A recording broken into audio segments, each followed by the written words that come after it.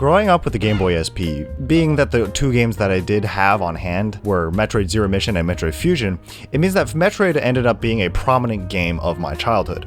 Now, being that I was like 5, I absolutely sucked at it. The maps were too confusing, the controls are too hard, secrets too goddamn hard to find.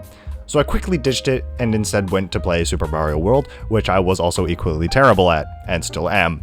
After I had some time to ferment, I played Zero Mission again and realized the controls were actually super tight and that the game has a ton to offer that I simply wasn't able to appreciate at such a young age with such shitty gaming fingers. I played through Zero Mission again during high school and then stopped for a while.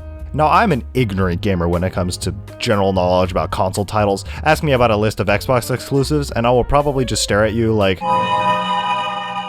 And this goes doubly so for Nintendo games. I don't own any Nintendo consoles that aren't older than I am. So imagine my surprise when I'm playing some Switch games in the modern day and a friend of mine goes, "Hey, you played Dread yet?" "Yeah, Metroid Dread came out like a few weeks ago." Give me that shit right now.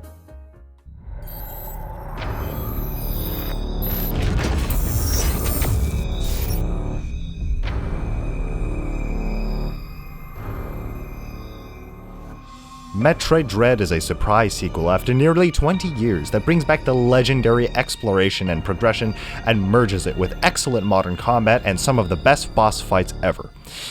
At least that's what the IGN review says. In reality, I had no clue what Dread was beyond that it was just a Metroid game, and being that the only Metroid games I'd ever played previously were those two original 2D titles, I feel like that allows me to review them in a manner that is unique, and that I didn't have to deal with any of the other stranger Metroid games that came in between. To me, I saw Dread and I saw a game that was literally just, hey, Metroid is kind of popular, so here's the game. Turns out Metroid games are published at a rate worse than my uploads. Now, my expectations were high. Higher still my anticipation. This was a game that was going to define the Metroid series for me, that would define if the series as a whole could stand to live among the greats in my mind. Would it be an instant favorite of mine, like the likes of Hi-Fi Rush or Breath of the Wild? Could it even make it to my top 10, my top 5? Well, Metroid Dread is a game that does everything it sets out to do perfectly. Perfectly! Analog movement has never felt so smooth and polished. Movement has never felt more snappy and responsive. Morph Ball is too slow. Fighting bosses, hitting parries, and collecting goodies is culminated to make this game feel the best that the Metroid series as a whole has ever felt, period. And I will fight you on that.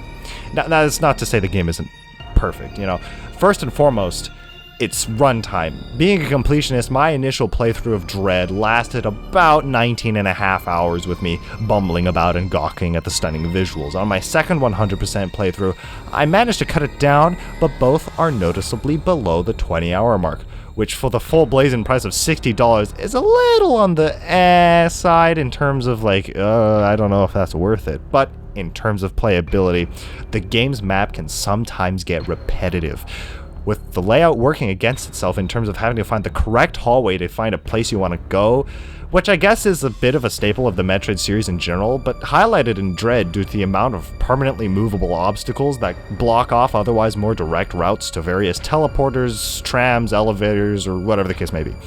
It's easy to circumnavigate, but it just adds to that tiny little sense of inconvenience, and given that they've had so many years to make this game, you'd think they would have ironed out those details, but it's honestly a tiny gripe. On the subject of tiny gripes, the bosses in this game are some of the best in the series. With the exception of the Emmys, bosses now have entire cinematic phases that you can activate with a well-timed parry that really adds a lot to what is an otherwise kind of mindless missile spam boss fight.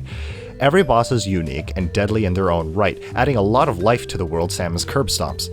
Emmys in particular pose a massive threat. You can't really parry them or fight them in any way, so you're forced to sneak and evade and oh god, please don't! All this tension builds and builds and builds until finally it pays off in an intense fight where it all comes down to skill and planning, which, by the way, can I take a moment to talk about how fucking badass Samus is, by the way? I mean, she's always been tough, but this game makes it a point in her animations to really emphasize that she will absolutely bitch slap each and every single enemy that so much as thinks about attacking her, which, god, that's so good.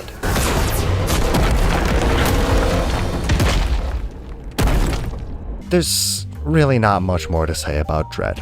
It's a Metroid game, it does what Metroid games do, it does that really, really well, and it does it all in a way that feels fresh to the series without feeling outlandish or being too far removed from the tried and tested. I can't recommend this game enough. If you've never played a Metroid game but are familiar with Metroidvanias, be it Hollow Knight or Blasphemy or Yoku's Island Express, I'd give this game a go. Dread is a great standalone title that doesn't really require any previous knowledge in order to enjoy, and with a modern control scheme, it's definitely the smoothest to play with modern hardware. Plus, with Switch emulation on PC being the state that it is, I'd recommend downloading Ryujinx quick before they get nuked by another Nintendo banhammer. Thank you very much for watching, and have a nice one.